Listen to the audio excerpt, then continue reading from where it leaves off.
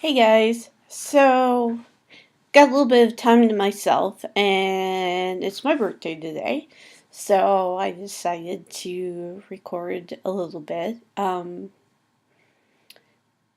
kind of a little bummed about this birthday. Um, well, a lot of it has to do with the fact that I'm not in England where I wanted to be at this point. So, that kind of makes it a little difficult. But I don't know. I don't know if that's I'm finally getting old enough that it's like hitting me that I'm actually old. I don't know, but I'm not really sure, to be honest with you. Other than the fact that I know that not being in England um, is really getting to me. So I was really kind of depressed yesterday. Um, but it was funny because I had a really good day at work um, last night, and then I got home and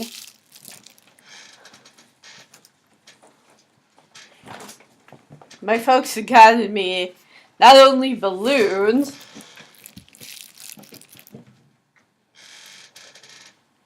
but flowers. Aren't they pretty?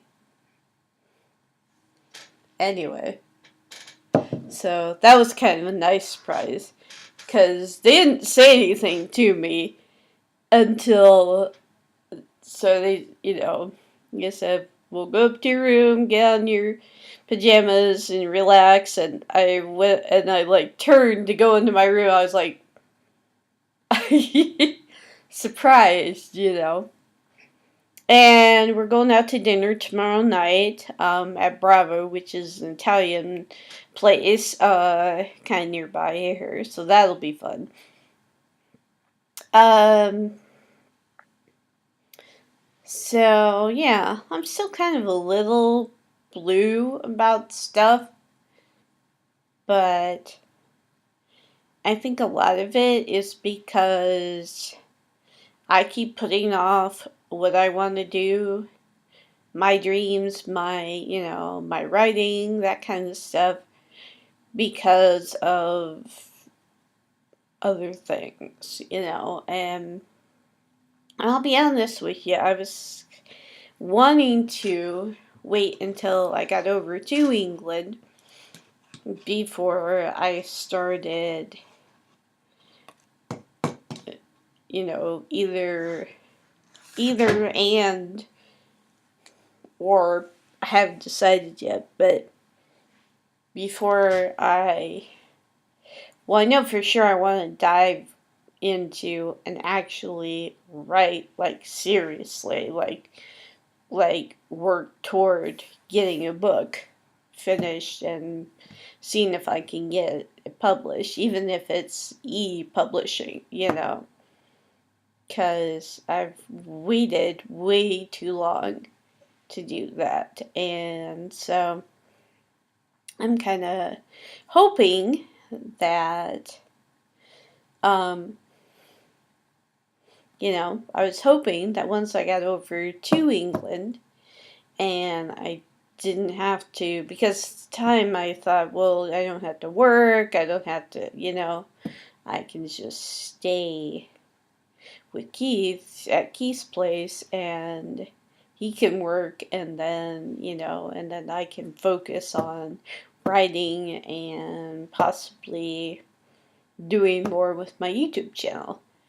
Still not 100% sure what I want to do, if I want to be big like Jacksepticeye or Markiplier or whatever or anything like that. I don't know if that's what I want to do. I don't know if I want to just totally focus on that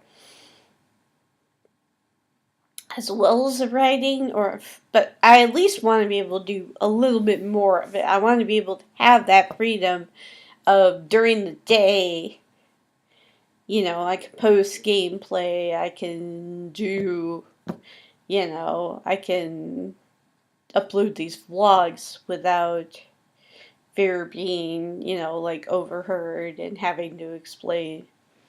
I said, the internet is not bad. I'm not going to get in trouble for doing, blah, blah, blah, blah.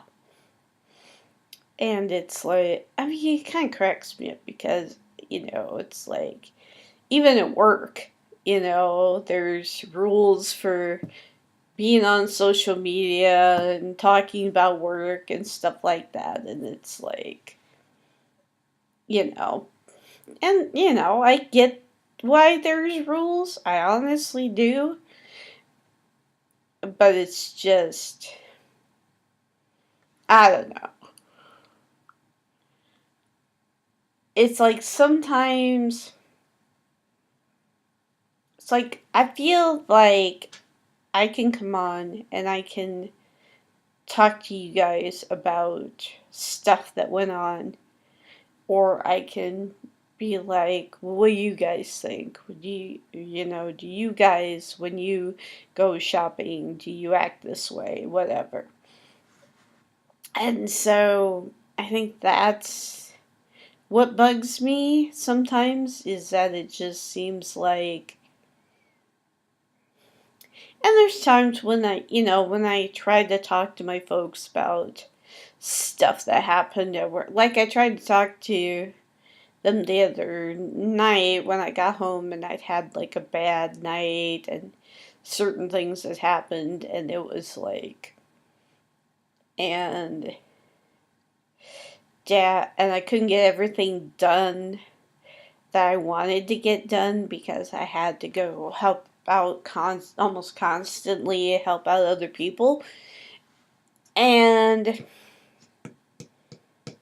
my dad, I love him to pieces, but he just, it's like he has selective hearing. He only hears certain things. And he was just like, so you're mad at yourself. You're mad that you didn't get everything, And I'm like, that's not the whole thing. You don't get it. You don't understand.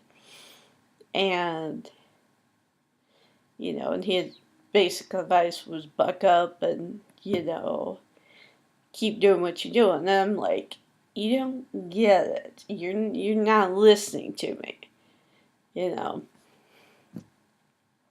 But that's pretty much my usual with Dad. There's times when we can really talk and we can really, get along and it seems like we're in sync, and then there's other times when it's just like, are you even listening to what I'm saying? So, but anyway. Um, so, anyway, back to semi interesting good news. So I'm on the schedule to work on Halloween, which is October 31st, but I am on schedule to work on the 30th, and people can dress up on the 30th or the 31st, depending on when they're working. And so I am thinking of wearing, I think I've already told you guys about this, but I'm thinking of wearing, going as a Ravenclaw student from Harry Potter. Um, because, well, for one thing, my black smock is like, all it needs is a Ravenclaw patch if I can find one, and it's perfect, And the where's my purse? I don't know. Anyway, but my boyfriend Keith sent me a pen that looks like that is basically a Harry Potter pen. It's got the symbol for Ravenclaw on there, and it's in it's in the book colors. And that's the interesting thing is, because I didn't realize this, but the book colors for Ravenclaw are blue and bronze, whereas in the movie they're like either white and blue or silver and blue. I'm not entirely sure. But so I've been trying to track down blue and bronze items. Well, working in the cosmetics department is a lot of fun. Well, it's a lot of fun normally, but it's even more fun around this time of year. So, we have these, which are hair clips. You're supposed to be able to clip them in your hair. And kinda, I have to cut them. Because they're too long. But, so I got blue, and I know it's gold, but it's kind of bronzy. Oh, and the other thing, I'll show you guys. Sorry, I should have got this before I sat down and started recording this. But I've got my makeup kit, and that's the thing. Working in the makeup department, it's just like I want to buy it all. I want to buy everything. But I got this. This is Revlon Photo Ready. And they've got a whole bunch of these that are like different colors and stuff. I got it because it's got blue. And it's got kind of a sparkly white silver, which I figure would go good with the Elsa costume. And where is it? I have never used a actual pencil eyeliner. So this is Jordana. This is another brand we sell. And so that's a blue eyeliner, which I plan on wearing. And if I can find it, this is another brand that I don't know a whole heck of a lot about. I don't even really know how you say it, but this is kind of a bronzy, sparkly eyeshadow, so I figure I use that, I put the clips in my hair and all that, and if I can find like a Ravenclaw patch or like a scarf with like Ravenclaw colors, even if it's like a blue, that would be okay. So, anyway, so that's that. That's my plan because I put on the Elsa costume and it's just a little tight. It's not fitting really well. Plus, I mean, when I'm at work, I'm like very active. I'm like almost constantly running around, getting up and down off of the floor, doing all this stuff. And so it's kind of like, okay, do I want to be wearing a dress that's, floor length that I could easily trip on or somebody else could trip on it and rip and, all of that? Or do I want to wear something that's more of my regular work outfit and rely on like mainly accessories to say this is who I am? And so that's what I decided to go with. Especially because I don't really have the time, it's like now that I'm getting paid on a regular basis and it's a decent amount of money, it's good. It's better, but at the same time, I don't want to go and spend like 60 plus bucks on a costume.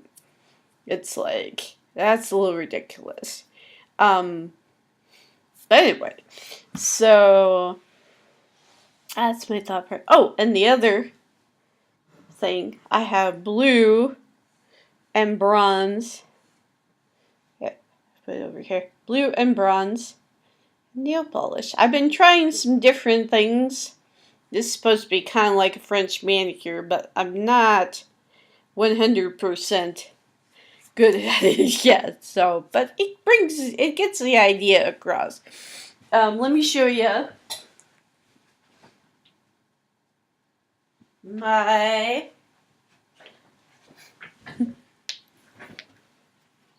so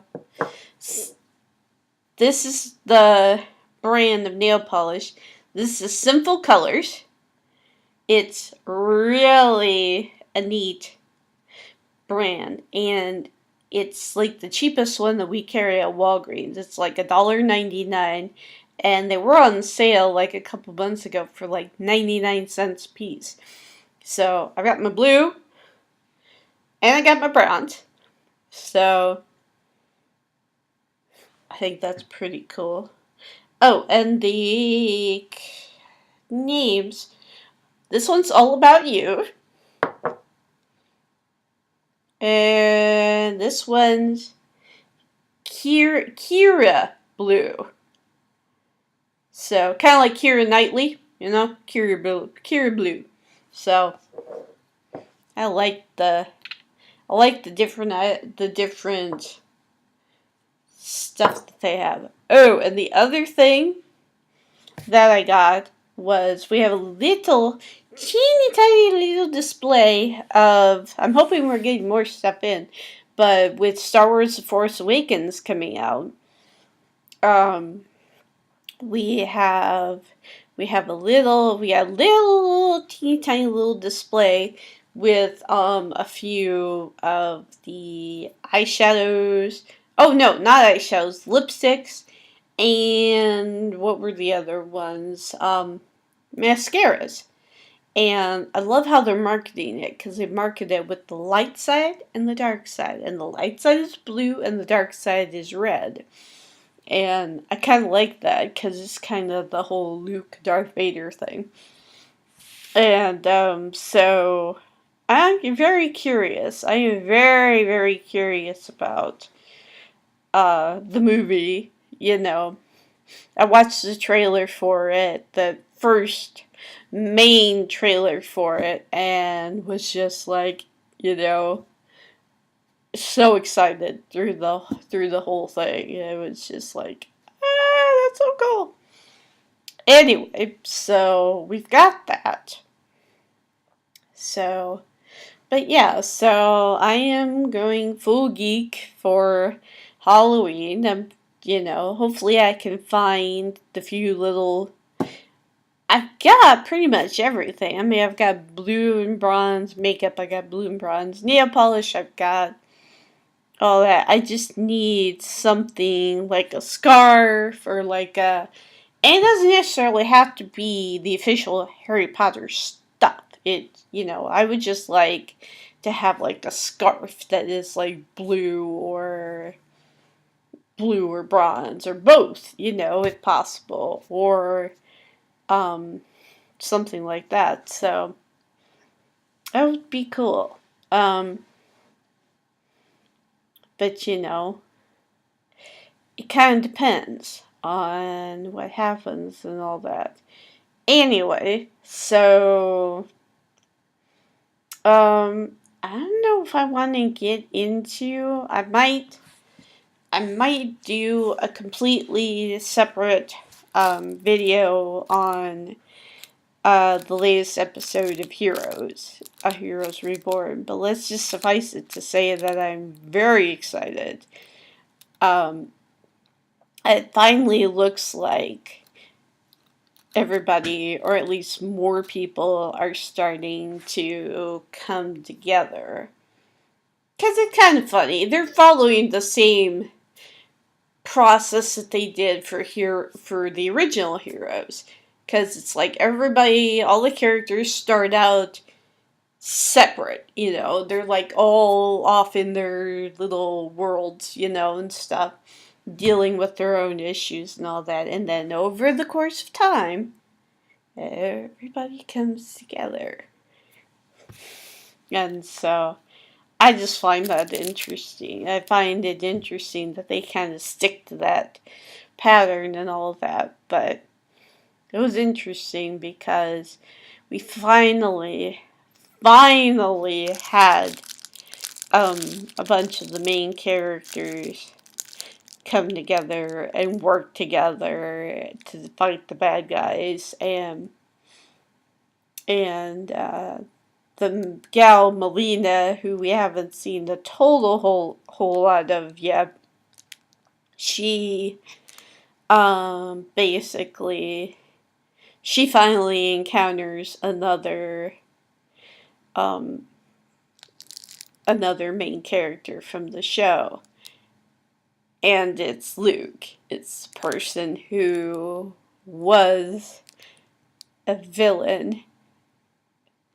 And here's the thing, I'm still not 100% sure of what his motives are right now. I'm not 100% sure of what he wants to do now. Now that he has an ability. And I'm not gonna give away spoilers yet. Like I said, I'll probably do my own full review of it at some later point. But don't let me forget, because it's Tuesday, and yeah.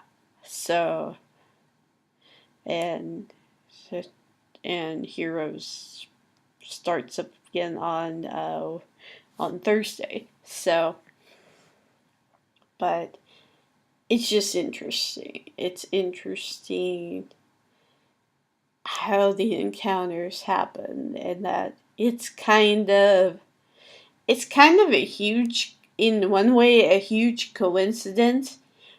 But I like how Melina says it when she realizes Luke is like her, that he has an ability and that he's looking for. It's funny because she finally opens the envelope that her Farah, her guardian, gave to her.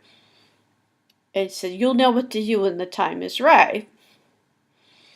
And she opens up the envelope, and it's a picture of Tommy. And Luke sees that. And he gets the funniest look on his face. He's just like, I would love to know what was going on inside of his head at that moment. Because it was just kind of, well, isn't that ironic? Because he and Joanne were tracking down Tommy because he was the only one that escaped from that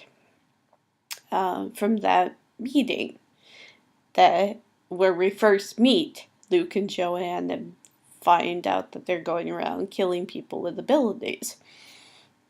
And I had to admit, I got a little teary-eyed. I got a little bit like kind of choked up because it was like he found this purpose again, and it's the same purpose they had before, but hopefully for a different reason. I'm guessing, like I said, they haven't given anything away. He hasn't come out and said, I tried to kill him, but now I want to help him. And we still don't know, and that's the interesting part, is because it ends up Luke and Melina go off together in Luke's car, by the way, and they're going to Illinois to track down Tommy. Now, here's the thing. Tommy saw Luke. He didn't see Joanne. Well, no, he actually saw Joanne because they did manage to track him down before he teleported them. So, that wasn't a huge deal. But, but it's like, Tommy knows that these two people are still out there, and that as far as he's concerned, they're still hunting him. And so I find that interesting, that he's still, that's gotta be in the back of his mind, is that these two people are still out there. They're gonna try and kill me at whatever point. So what is he gonna do when Luke shows up? He's not gonna. My personal guess is he's not gonna care that this guy who tried to kill him and who killed all those other people are not, is not with the same woman he was before. He's just gonna see, crap, he's back. I either gotta run or I gotta stand and fight, and what's gonna happen? So anyway. And like I said, just because Luke has power now doesn't necessarily mean that he's. I don't know.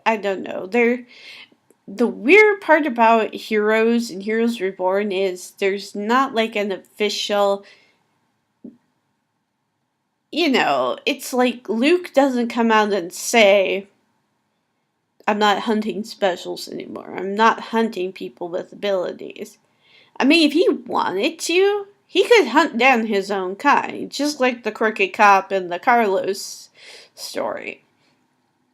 If he wanted to, he could, still be hunting Evos. Maybe probably be a lot easier now that he's got an ability, once he gets it under control and all that. But I just find it interesting. I just really find it kind of interesting that, that Melina just happens to, the truck that she was hiding on, that it just happened to stop at the place where Luke was, and that she happened to help him out. And as a result, they started talking, and then it was like the whole. I mean, it was kind of funny. And Heroes has always been this way. They've never had characters come right out and say, this is what I'm doing. This is my plan. This is, it's always very vague, very, very mysterious and all that, which can be kind of annoying sometimes. But anyway, so Melina's sitting there. She's talking to Luke. And she's like, she pulls open the envelope. She's already pulled it open, I believe. And then she looks at the picture and she says, 7 million people, and I've got to find one. And Luke looks at her, looks at the picture, and the smile appears on his face. And he's just like, I know that guy. I know him. And he was in blah blah Illinois the last I saw him and stuff. And of course he doesn't mention that the last time he saw him, he and his wife were trying to take him off to kill him. But whatever. I just find that funny. It was just like the big coincidences, And it's like, and it works. I mean, it works. It doesn't necessarily have to be like, I mean, life is like that. There are those times when you run across somebody and it just happens to be the person you need to talk to at the moment, or, or someone who can help you out with something or whatever. So, that happens. But, so, anyway. I think it's going well. Oh, and we also find out about Miko, that she is in fact a computer program. That she's not a real person. I don't know. I don't know, but about that, but it's like I consider my Sims to be, well, not real, but you know what I mean. It's like I treat them like they're real people and all that. I don't torture them or anything. Anyway, so, there's, it's like she's a computer program. They find out that she's supposed to release the Master of Time and Space. Gee, I wonder who that could be. You know? And it's like, and she and Ren end up finally officially meeting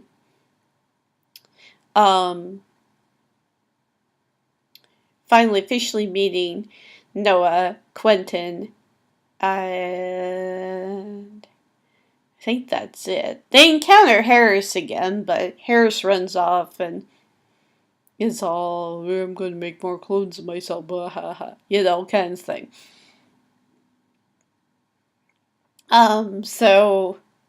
But yeah, and they encounter Phoebe again. Quentin finally comes face to face with his sister, realizes that she's either been brainwashed to believe what Erica's been telling people, or that she just believes on her own, that she just thinks this is what she needs to do.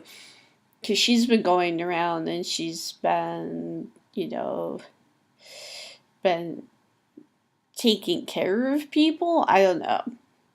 She ends up being the one to go. She helps separate Farah from Melina a few episodes back. And apparently her shadow power dampens other people's power. Because Melina, and this is a few episodes back, Melina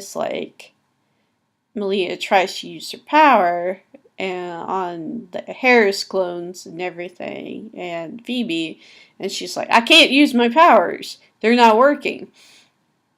And but Quentin is the one who provides the little information that Phoebe's power dampens, other people's powers. And so he runs up and he starts talking to her, and he's like, we can leave right now. You don't have to do this. And Phoebe's like, you don't understand. Yes, I do. Erica gave me a purpose. And this is the thing that I don't really know. It's like, how is Erica getting,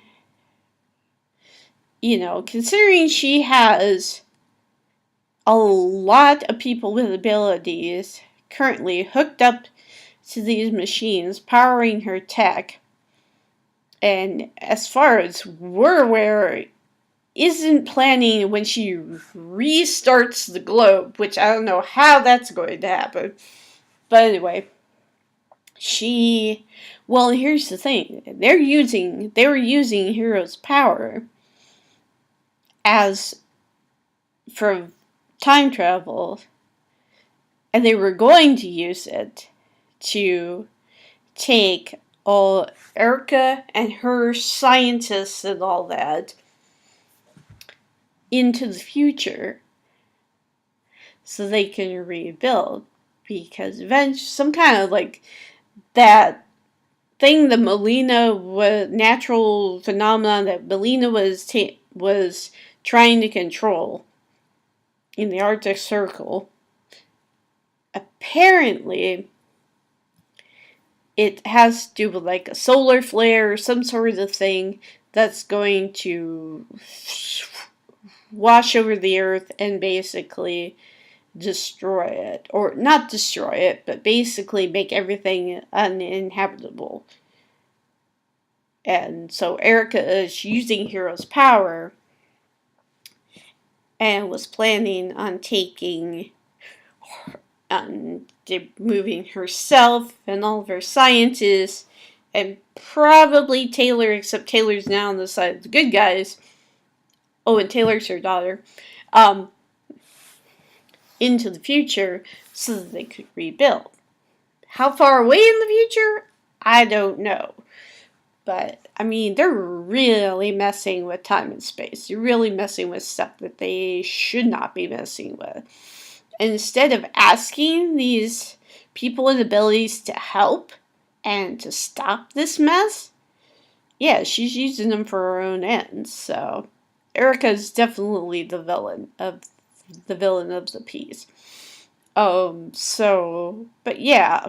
So there's so anyway, Hiro, um, Miko finds out. She's in Evernow and she's fighting her way to that room where Hiro's kept locked up or whatever, or Hiro's essence, I don't even really know. But she gets there and she has to fight a version of herself, and the version of herself is like, you're just created to look like a dead girl, and it's like, and the pieces are kind of falling into place here because apparently the dude who made Evernow in the game, he had a daughter, but she died in a car crash. So he created a digital version of her as someone who could go in between real life and the game, and that was her purpose. She had to save Hiro, and it was really kind of neat because she defeats herself, she defeats her evil version, and then she goes to the door and she has to put her sword through the keyhole and everything. She says, "Father, I hope I made you proud." She dissipates. Don't know what's going to happen to her from that point on, if she's going to become real at that point, or if she's just gone, or whatever. Or she'll come back to the game. But, and Noah, like I said, Quentin goes to confront his sister. He tries to stop her, and she sends her shadow power into his mouth and is obviously killing him. And she's like, "You don't understand, Erica gave me a purpose." And I'm just like, "Oh no, Quentin," And Noah gets there, stops Phoebe, knocks her out, possibly kills her, I'm not entirely sure. And then Harris always pops up. Anyway, and Harris shoots at Noah, but then you don't see Hiro at first, but the bullet, it slows down, and right before it hits Noah, it stops. And Noah looks up. He's like, "Okay, everything stopped except for me." And then he moves the bullet. He gets up, and then you see the digital where it forms into a person. And you see from the back, you know who it is. And he reaches up and pulls out the thing that's got him hooked up to the machinery. And it's Hiro. And he saved him and stuff. And, everything else is frozen. And he and Noah were just talking and stuff. And Noah's like, "You have to take me back. I have to find out what happened. We have to stop this. What Erica's planning." And Hiro's like, "Yes, you are right, but try not to step on any butterflies." And he lays his hand, and then they go back. And then when they reform in Odessa on the 13th, Hiro's got his hair tied back. He's got, he's in his long coat and he's got his sword and everything, and he's just like, "It's good to be back." And then they walk off and they go into the summit in Odessa and everything, and they're gonna find out, hopefully, this next episode coming up, that they'll find out what happened, but they'll find out what's going on. Because we still haven't seen Angela yet. And apparently, because I've been watching the episodes on NBC.com just because it's a heck of a lot easier. And I don't have to wait as long to watch it. Because I could just do that on my computer. Anyway, apparently, the only drawback to watching on NBC.com is you don't get to see the previews. And or I missed something apparently, because apparently there's a scene where Angela is on the phone talking to somebody, and she, from the picture that I saw, she looks worried. So, Angela, of course, knows something about what's going on, whether she's behind everything, whether she's working with Mohinder, I don't know what. But apparently she was on the phone to somebody and she was very worried.